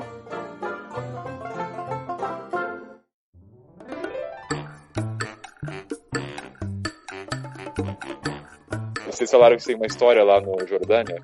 A gente da Jordânia foi essa que a gente comentou. A gente comentou no início, né? De passar calor e fome. Essa aí foi... E daí hierarquia, né? Essa diferença entre patrão e funcionário, né? Voluntariado, no caso. Essa foi a da Jordânia. E o que aconteceu pra gente no Egito, que a gente tinha comentado, que a gente não finalizou, é o problema da gente ser namorada, né? Putz, então... isso é bem complicado. Não aconteceu só no Egito, aconteceu em outros países, dos homens verem como levarem pro lado totalmente sexual, né, de fantasias, né? E aí acabaram, acho que do Egito foi bem chato, assim, porque a gente criou uma amizade muito legal com ele, porque o cara era muito legal mesmo, até hoje. Resumindo, a gente morávamos, nós duas e mais um cara, né? Um beduíno egípcio. Isso. Mas o cara é muito legal, até hoje a gente mantém contato. Só que foi uma situação muito chata de contornar, porque ele ficava achando que ele conseguiria se meter no meio da nossa relação, sabe? Nossa, então, que fase. foi bem complicado, assim. E em Israel também aconteceu. Ele não desistia, sabe? Não desistia, ele não desistia. Assim. É que a gente até não ficou braba porque a gente entendeu que é outra cultura. Ele não tinha o raciocínio lógico para conseguir entender o que era a nossa relação, sabe? Para entender que é uma relação fechada, que somos que nem um casal heterossexual, que não era uma coisa normal para ele, sabe? Ele nunca tinha vivenciado alguma coisa assim antes. Então, na cabeça dele, ele achava que ele poderia, de qualquer forma, estar presente ali junto com a gente, fazer tudo. Vocês entendem, né? Bom, foi bem complicado isso aí. E daí, logo depois que a gente saiu do Egito, a gente foi para Israel, né? Então, foi logo de cara, aconteceu isso de novo. Mas aconteceu isso, tipo, no segundo dia que a gente estava ali. De novo, o cara era muito legal. E mesma situação, era só um homem na casa. Só que eu já tava tão cansada já da situação que tinha acontecido no Egito, mentalmente, assim, né? De ter que dizer não e de ter que explicar, que de cara eu falei assim, não, peraí, não entenda a gente mal. Aí eu expliquei tudo que já tinha acontecido no Egito, falei, essa é a nossa relação, se tu não quer assim, a gente pega as malas e vamos embora amanhã cedo. E a gente explicou a situação, assim, numa boa, o cara aceitou numa boa, assim, foi aquela tenteada, sabe? Vai que... Uhum. E aí, nessa aí, a gente foi bem mais rígida, assim. Como já tinha acontecido uma vez, a gente teve que contornar na amizade. Na segunda vez não tinha criado toda aquela amizade, eu fechei a cara, Sim. Falei pra ele, sabe? Ele viu na hora, assim, que, putz, falei merda. E aí tipo, nunca mais tocou no assunto. Ele chegou pra nós, a gente tava sentados, os três conversando, e ele chegou pra nós do nada e falou, olha, eu queria ver vocês se beijando. Olá. Daí foi que a Renata fechou a cara, eu fechei a cara também, a gente falou pra ele, olha, querido... Exatamente, foi muito que a gente aprendeu na estrada, né? A conseguir contornar situações porque a gente é muito de, vamos lidar numa situação amigável, claro que em todas as situações a gente continua tentando fazer isso, só que tem situações que cansam, né, esse tipo de situação já é uma coisa que a gente, na hora, agora a gente já põe uma barreira, sabe, não, peraí, o que tá acontecendo, a gente explica a nossa situação. Claro que tu tem que ter um cuidado, né? Porque a gente tá falando de outra cultura. Se a gente estivesse no Brasil, ok. Só que, por exemplo, no Egito, a gente teve que fazer uma jogada de cintura para conseguir explicar a situação, né? Que foi bem complexo. Em Israel, ali, eles já têm uma outra mentalidade, né? Já é bem melhorada, assim, a mentalidade deles é bem mais europeia. E ali a gente conseguiu contornar na hora, assim. A gente fechou a cara, falou não e pronto. Mas já aconteceu isso muitas vezes. Aconteceu no Brasil, aconteceu... É complicado ter na relação, rua mesmo assim. Aconteceu, né? Na rua, lá na Turquia. Em festa. Aconteceu muitas vezes, assim. A gente não anda de mão dadas, a gente não demonstra afeto em público para evitar qualquer tipo de constrangimento. Nesses países. E respeitar também a cultura, né? Exatamente. Exatamente. A gente sempre tentou respeitar e tentar entender também. Ter um pouco de empatia da mentalidade que eles têm, né? Então, a gente sempre respeitou essa parte, a gente nunca andou de mandada, nunca demonstrou afeto. Na maioria das vezes que nos perguntavam, eles sempre achavam que a gente é amiga, né, ou irmã. E a gente, sim, somos amigas, sabe? Para já não ter que entrar naquele assunto e ter que explicar tudo. Então, a gente deixa assim para ser mais fácil, digamos assim.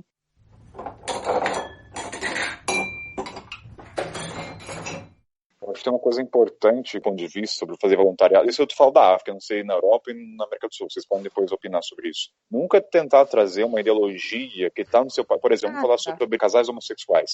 Se você vier para a África, você sabe que, sim, eles estão muito atrás em questão de uma cabeça aberta de compreensão. Então, não queira trazer esse tópico para a galera. Só fale sobre isso se eles perguntarem, se eles derem o primeiro passo. É que nem de vegetarianismo. Não queira trazer para uma outra realidade. Só vai se desgastar, contexto. Né? Eu lembro que várias vezes eu encontrei voluntárias pela primeira vez na África e me chamaram várias vezes, eu tô falando sobre esses meninos, sobre gays, eles têm que respeitar. Eu falei, não faça isso, você tá errada. Porque olha o Brasil, outros países antigamente, a gente tinha a mesma mentalidade. É um processo natural. Então, assim, esteja a cabeça aberta para entender um contexto. Não compare duas realidades distintas. Com certeza. Eu sou vegetariano, comi carne, abati. Foi uma escolha minha? Foi, para tentar entender a realidade.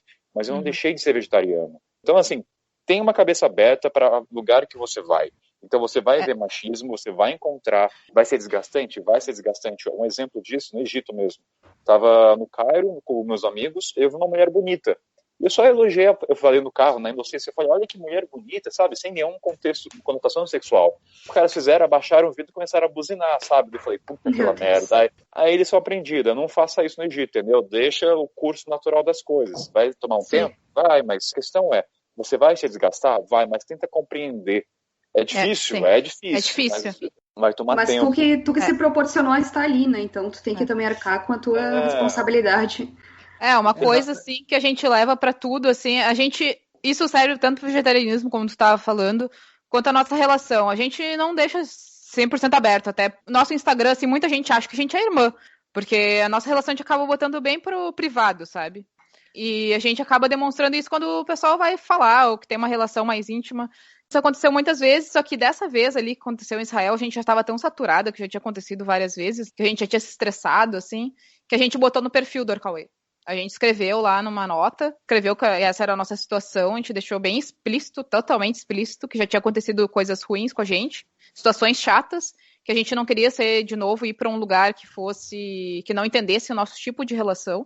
E aí, a partir dali, nunca mais aconteceu, sabe? Então, eu acho que no início quando a gente criou o nosso perfil no Workaway, a gente nem pensou em escrever isso, porque era uma coisa, totalmente privado, né? É nossa opção, é nosso, que vai estar ali no íntimo. Então a gente resolveu nem botar ali no privado, só que como acontece de tu conviver tanto com a família, se é uma relação, uma conexão tão forte, acaba uma hora ou outra ali, eles vão perceber, né?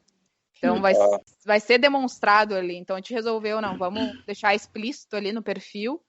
E eu acho que foi a melhor decisão, assim, a gente deixou totalmente explícito a nossa relação. O pessoal, porque aconteceu no Israel, nosso perfil a gente tinha botado como mente aberta. E aí ele falou pra gente que tinha lido aquele mente aberta como mente aberta para todas as situações. Sim. Entende? Mas a nossa interpretação era da outra, né? Nada a ver com isso. É, claro que não, entende? Aí isso que aconteceu, um desentendimento de interpretação. E aí a gente resolveu deixar isso bem explícito, assim. Acho que em vários casos, assim, o Workaway funciona até um pouco como aquele convite do Couchsurf, né? Muitas vezes vai para dentro da casa da pessoa e muita gente usa para dar aquela flertada, né?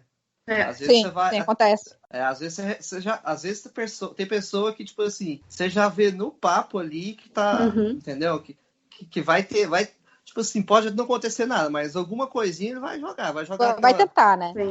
Vai falar assim, a porta tá aberta do quarto, caso você queira. Sim. E o que aconteceu com a gente, depois que a gente botou isso, na Jordânia a gente estava mandando convites, quando a gente estava procurando lugares, apareceu um muito legal, que também era de novo só com cara, e ele leu o nosso perfil, e aí ele falou que tava vago e tal, e logo depois, assim, que a gente perguntou, né, tu leu o nosso perfil, a gente gostou do teu, tudo mais, tal, teve aquela troca de conversa, ele falou, não, eu não vou mais aceitar vocês, porque eu sei que eu não vou saber lidar com a situação de vocês serem namoradas. Então, ele sabia já, né, ele tinha essa... Ainda bem que ele foi totalmente sincero em dizer, não, é melhor a gente não se envolver. Pô, melhor, né? Cara, muito melhor, né? Eu acho muito legal isso, a pessoa ser honesta com ela. A gente não precisa, a gente só respeitar. Acontece, volta e meia, a gente fala sobre isso nos projetos, sobre homossexualidade, eu falo com meus melhores amigos assim, dói ouvir que é errado, mas tem que entender a realidade de onde eles vêm. Meu melhor amigo, ele veio para Tanzânia, e a gente falou sobre isso, e cara, depois que ele veio para cá, ele viu o Brasil como assim, o Brasil pelo menos você pode sair do armário e falar quem você é, vamos dizer assim. Sim, né? Aqui na África, nem isso. Vamos dizer que um brasileiro, para você ser gay, você pode expressar, tem, vamos dizer, direitos, vamos dizer assim. Vem pra África para você ver a outra realidade, entendeu? Enquanto você não vem para cá, você não vai entender. Você não pode falar, você vai ser morto. Então, assim... A gente começa a ver o Brasil em algumas questões por outro ponto de vista, né? Exato. Assim, na Uganda é crime, eu conheci vários gays nesse projeto voluntariado, porque eles se sentem confortáveis em se abrir, às vezes precisam compartilhar. E volta e meia eles falam que perderam amigos na prisão, porque eles foram presos por policiais e lá foram mortos. Então, assim, o voluntariado, além de... é muito mais do que só uma hospedagem de troca de comida. Até a gente fala, você aprende muito mais do que quem você está ajudando. Porque ele geralmente, é difícil eles saírem daquela realidade. Vamos ser sinceros, em questão de pegar um avião. Estou falando pela África, não sei, outros lugares. A gente aprende muito mais com eles. Isso são das partes que eu acho mais legal também, que tipo assim, no meio que a gente vive aqui, vamos colocar a casa, que já está adaptado, Como a gente já tem intimidade, a gente tem total confiança sobre tudo, a gente tem total controle sobre diversas situações, a gente está adaptado a falar. É isso, é aquilo, é aquilo, é aquilo. A gente não para e escuta. Quando você muda o cenário, você não tem tanto, vamos dizer assim, você não vai ter aquela confiança de falar. Você não vai ter tanto aquele cenário de você de externar tanta coisa. Você vai para um cenário onde você vai escutar, onde você vai aprender, onde você vai ver que o mundo não é esse mundinho que você vive, né? Que a bolha é muito maior. E, cara, viajar, principalmente voluntariado, é muito bom, porque você realmente começa a escutar as pessoas, cara. Isso é muito bom.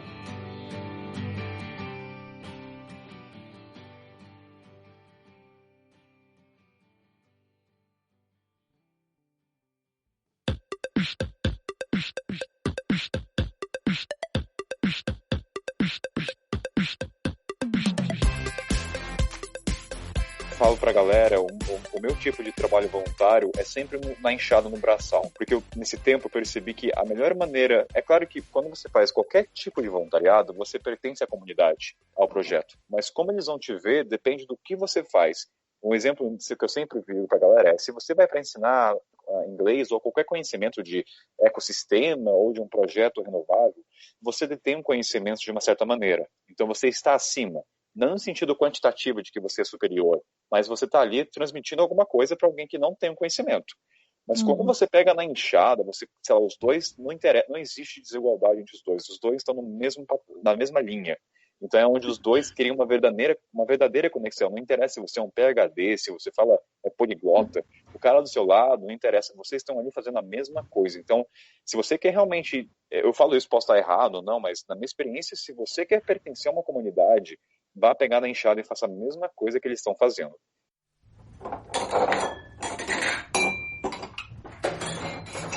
Tava lá no Hostel Rio Libre, esse tipo de PUCOM, é aquela coisa que a gente falou, se você der o seu melhor, você vai ganhar muito mais do que está escrito ali, que é aquela vaga, né? Então eu fui para lá para fazer uma coisa simples, que era ajudar com um serviço ajudar com pintura, ajudar um pouquinho na recepção. Só que o dono, cara, ele viu eu trabalhando, ele gostava do meu trabalho, ele viu que eu já falava inglês, espanhol, então em vários aspectos ele me ajudou.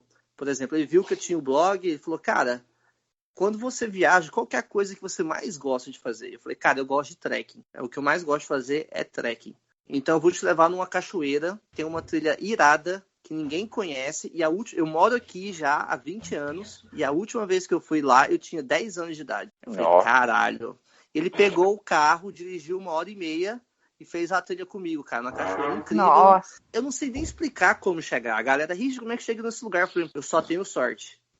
Eu não sei como é que eu cheguei aqui, eu não sei, não é trilha marcada, entendeu? A gente foi cortando o mato, assim, e foi uma experiência boa pra mim e pra ele, assim. O cara falou, cara, vou te levar num lugar que você vai amar, cara, entendeu? Então, o fato de eu estar me dedicando ali, de estar mostrando interesse naquela situação, levou pra essa puta experiência que ninguém tava escrito lá, ele não era obrigado a me levar nessa cachoeira, porque ele realmente gostou de estar ali comigo, cara. Então, isso é muito, muito importante.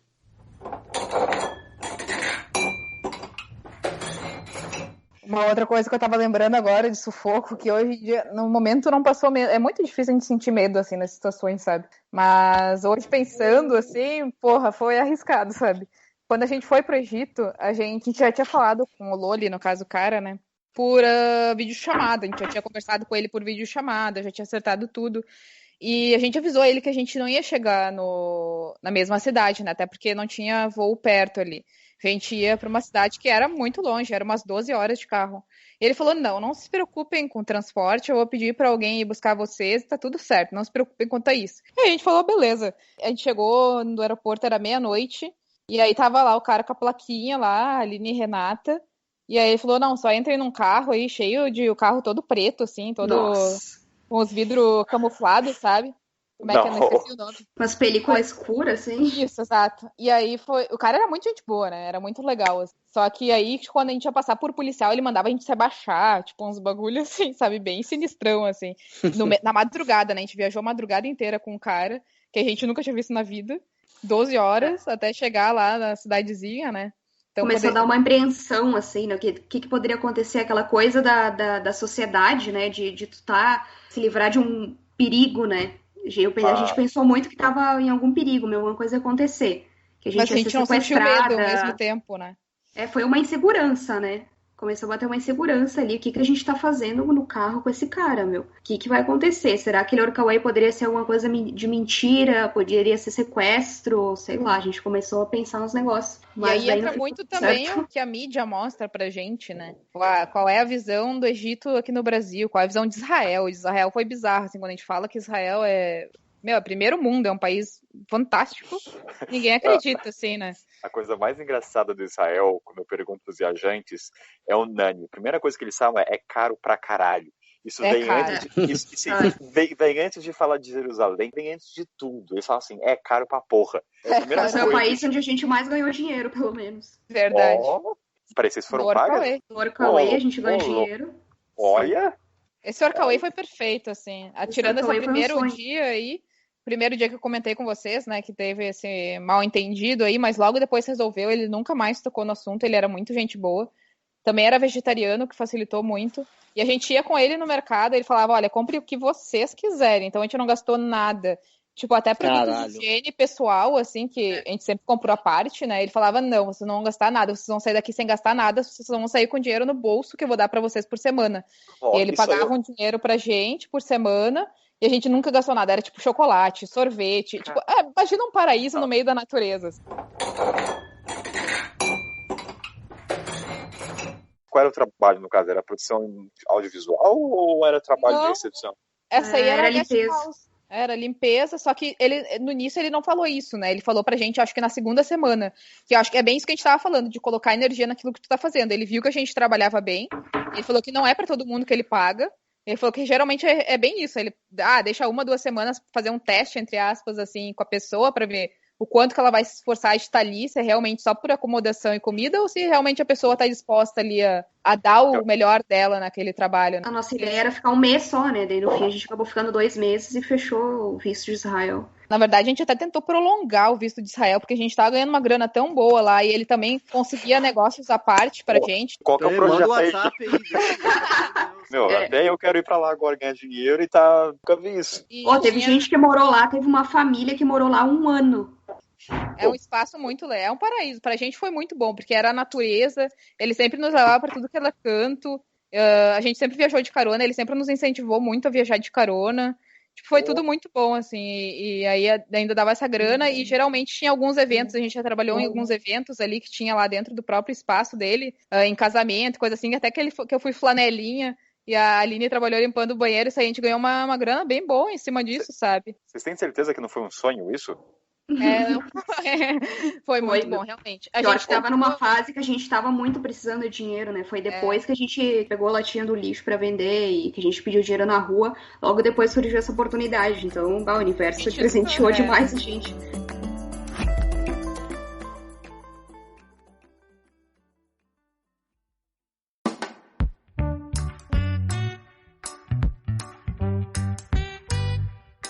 Podem contar dessa história que latinha de lixo e pedir dinheiro? Podemos contar. Eu queria ouvir, cara. Como é que chegou nesse nível? Não, em Israel também a gente tentou aumentar o visto, né? Esse lugar que a gente estava, ele falou, não, vão embora, fiquem aqui. Ele sabia da situação, ele falou pra gente, vocês precisam descansar mais, estão viajando há muito tempo, precisa dar essa respirada, cuidar do corpo de vocês, da mente. E ele falou pra gente ficar mais. A gente foi na embaixada, ele pagou pra gente, pagou um monte de burocracia de visto, pagou tudo pra gente conseguir ficar mais. No fim não deu certo, porque Israel é bem restrito, né? Israel é bem chato, assim, essas burocracias, não é tipo Egito, assim, quero fazer uma extensão de visto, beleza, tudo bem. Lá eles são bem chatinhos, assim, a gente não conseguiu. Mas a questão das latinhas, quando a gente saiu do Egito, a gente foi para Israel e a nossa ideia era realmente conseguir trabalho em... Emprego, né? Emprego, né? Em Eilat, conseguir... Não Workaway, a gente saiu sem Workaway. E aí em Eilat tinha uma brasileira que também, nossa, nos ajudou demais. Ela era... Nossa, aquela mulher é um anjo também, né? Também foi um anjo que apareceu assim na estrada. Ela era conhecida de uma conhecida da mãe da Aline. Então ela nos acomodou, a gente falou que ia ficar uma semaninha. No fim, a gente ficou 1 mês na casa dela. E aí, nesse meio tempo, não tinha como arranjar emprego. Israel é bem restrito, assim, quanto a essa questão de trabalho também, porque eles realmente exigem tu ter o visto de trabalho. A gente estava como visto de turista, né? Então, não tinha nenhum lugar, simplesmente nenhum lugar, mesmo para limpar pratos, os caras não aceitavam, porque se o governo pegasse, eles iam ter que pagar uma multa super alta, sabe? Então a gente não conseguiu, e aí uma opção que a gente tinha era catar latinha, meu. Aí a gente começou a catava latinha, ia lá as 2 sacoleiras, assim, cada uma com A uma gente chegou a pegar um carrinho de Legal. mercado, assim, pra ir botando dentro, sabe? A gente andava nas ruas, ia mexendo nos lixos, catava latinha, depois ia vender. E pelo menos deu uma ajuda, sabe? A gente conseguia comprar nossa comida, pelo menos. E depois a gente, lá em Israel também, que a gente começou com essa história de fazer plaquinha. Então a gente fez uma plaquinha pegou uma caixa de papelão de cereal, sabe? Papelão de cereal, a gente escreveu ali em inglês para ajudar a nossa viagem de volta ao mundo, um negócio assim. E a gente sentou na rua. A gente não tem nenhuma habilidade especial para sentar na rua, para fazer miçanga, ou para cantar, ou para tocar, mas a gente sentou. Mas as pessoas vão falar com a gente, foi na cara de pau, as pessoas. Meu, mas era tenso, foi uma das situações também que a gente teve que expandir a zona de conforto aí, porque as primeiras vezes eu falava pra Aline, não, vamos voltar. Eu me sentia muito mal, sabe, no início, assim. Porque era uma coisa totalmente fora ali do... Olha a pessoa de baixo pra cima ali, então. De baixo pra cima, tu tá sentada ali no chão, sabe? Aconteceu muitas situações, assim, eu acho que tudo que acontece na estrada é pra gente crescer, né? É um aprendizado muito intenso, assim, interno. E teve até uma situação bem específica, assim, que até hoje a gente lembra, assim, da vontade de chorar. Eu tô arrepiada aqui. Que a gente tava pedindo dinheiro na rua, e aí a gente tava muito sem grana. Foi um dos dias que eu falei pra Aline, assim, eu tava super mal, assim, a gente tava super pra baixo naquelas situações de estrada que acontece com todo mundo, né? Que, tipo, dá aquelas bad, assim, tensa. E aí eu falei pra Aline, não tô afim de ficar hoje na rua e tal. A Aline deu aquela... Isso é bom de ter uma outra, né? Uma fala, não, vamos lá, a gente precisa do dinheiro, a gente não tem o que fazer. A gente foi pra rua e a gente sentou lá, não tava passando ninguém, não tava ninguém dando nem moedinha de 10 centavos, assim. E aí, daqui a pouco, apareceu uma mulher e ela foi e voltou, tipo, ela tava indo de costas pra gente, ela olhou pra trás de novo, ela voltou e ela falou... eu não tinha como ir embora sem vir aqui conversar com vocês. Ela se abaixou, ela ficou no mesmo nível que a gente. Isso, né? sem falar inglês muito bem, né? Ela falava super tentando passar mensagem, assim. E ela começou a falar que achou aquilo lindo, tipo, o fato da gente realmente estar correndo atrás dos nossos sonhos, que era uma coisa que ela sempre quis fazer quando ela era jovem, mas ela nunca teve coragem, sabe? E ela começou a chorar, ela começou a chorar, a gente começou a chorar, tipo, todo mundo se abraçou. Tô arrepiada aqui, lembrando. Também tô arrepiada de novo. E foi um negócio muito tenso, assim, ela nos deu 20 euros, eu acho. E... Caralho. Foi muito mais do que 20 euros, né? Se ela não tivesse dado nada, aquela conversa dela ter se abaixado, ter ficado no mesmo nível da gente e ter falado ali, continuem, sabe? Foi muito foda, nossa. A gente não imagina esse background das meninas, né? Por exemplo, eu conheci as meninas por um grupo nômade, né? Cara, do nada, alguém me jogou no grupo lá que tinha um monte de nômade. Aí eu vi vocês falando que tinham a mesma dificuldade que eu tinha. Pô, a gente vai para um ponto X, beleza. Aqui é Machu Picchu. Aí tinha que tirar a foto horizontal ali pro Instagram, pra thumbnail, a foto vertical pro Instagram, não sei o que, não sei o que, não sei o que, não sei o que. E a gente perdia o rolê no final das contas, virava só trampo.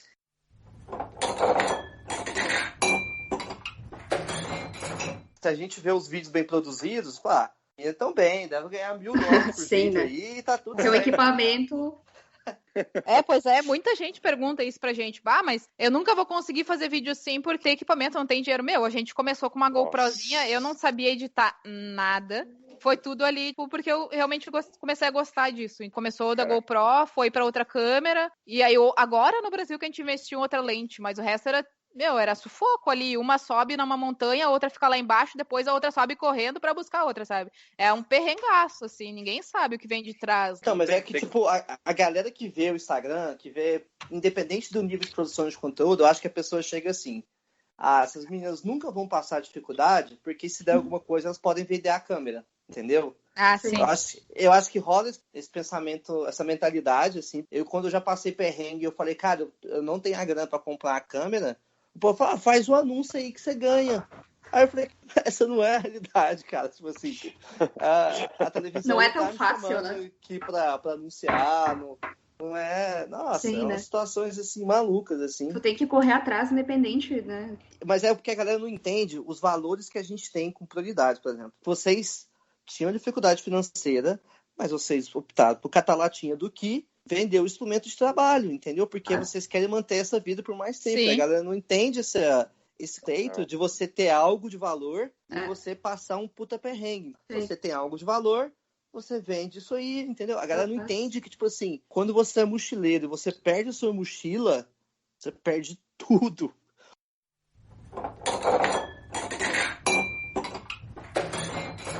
Até da própria câmera, né?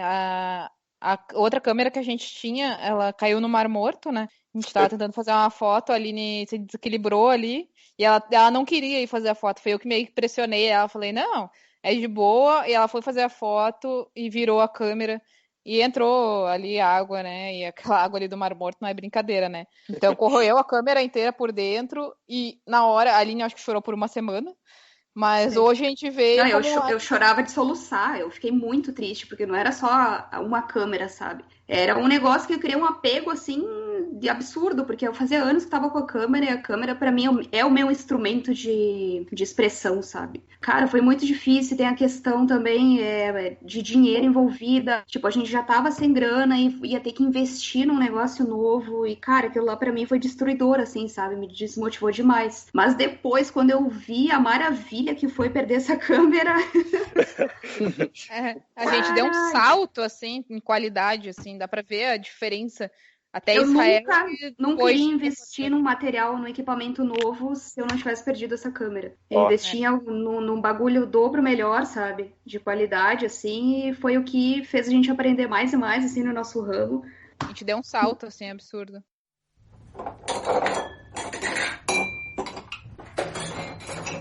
Coisa muito louca, tipo, eu já tava produzindo conteúdo todo dia. Cara, o Stories é um negócio... O Instagram consome muito, vários aspectos. O fato de você ter que estar fazendo Stories do seu dia a dia, dar bom dia, boa noite, é uma loucura.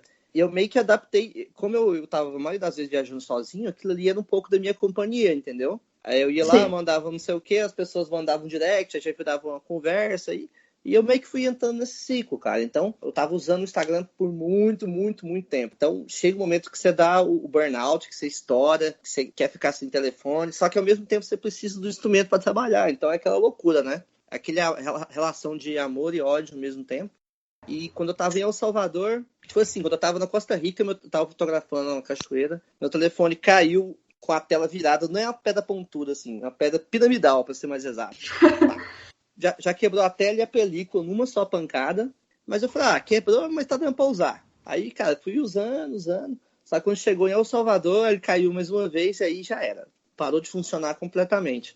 Agora, vai achar uma tela de telefone em El Salvador de iPhone. Não acha, entendeu? E eu fiquei, cara, uns 4 dias perambulando sem telefone.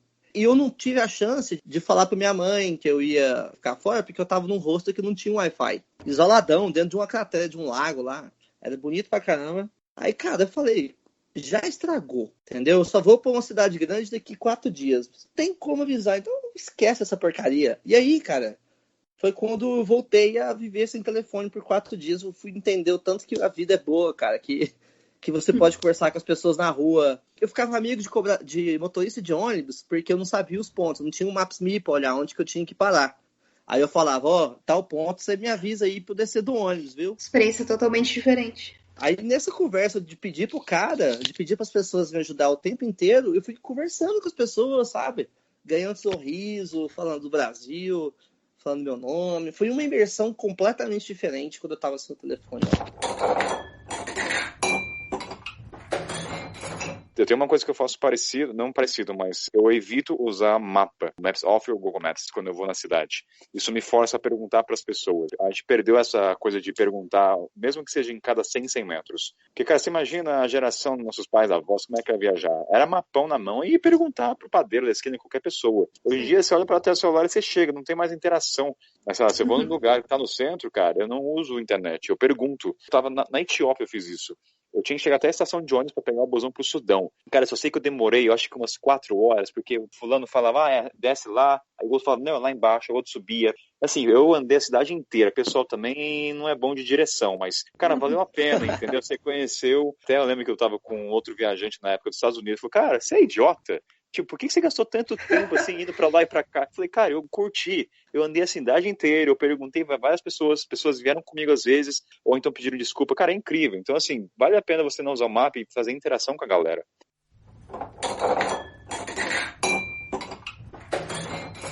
Mas isso é uma coisa que só quem viaja sem data de volta que vai poder desfrutar bem. Porque a galera que viaja, eu só tenho 12 dias, cara.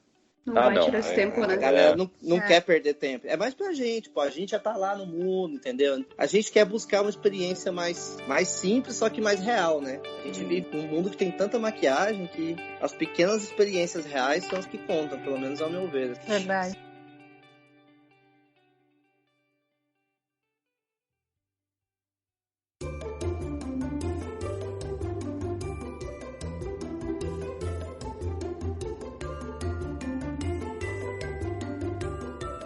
Meninas, momento merchan, dê o melhor de vocês aí.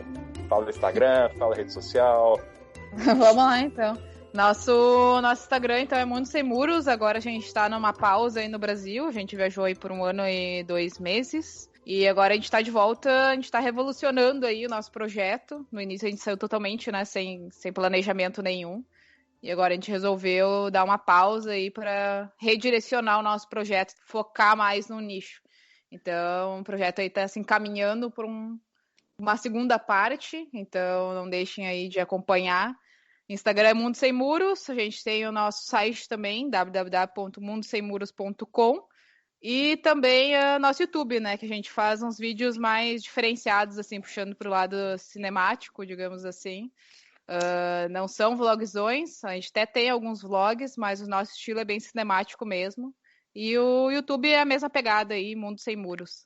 Boa! Muito bola. Boa, tá. Passa a bola pra ela porque ela é melhor nisso do que eu.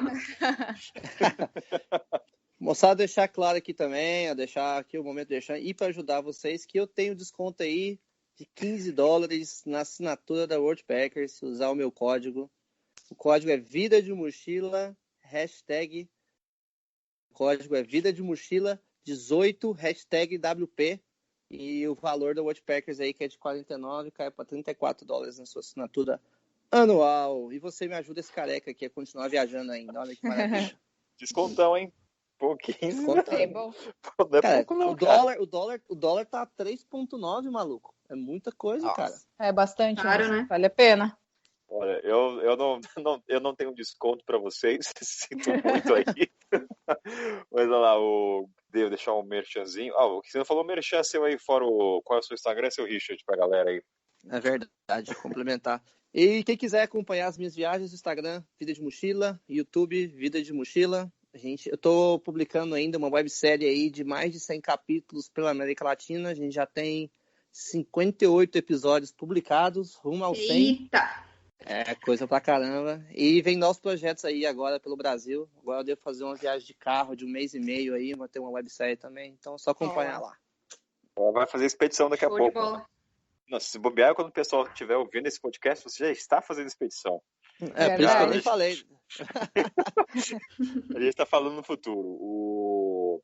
Bem, o meu Instagram kainan.it, para quem quiser ouvir histórias ou mini contos ou algumas reflexões, seja de merda ou seja sobre vegetarianismo, tá lá as historinhas, vez ou outra fotinho dialoga com o que eu escrevo, ou no meu site que é www. Vamos tirar o www, né? Fala assim, norteanosul.com.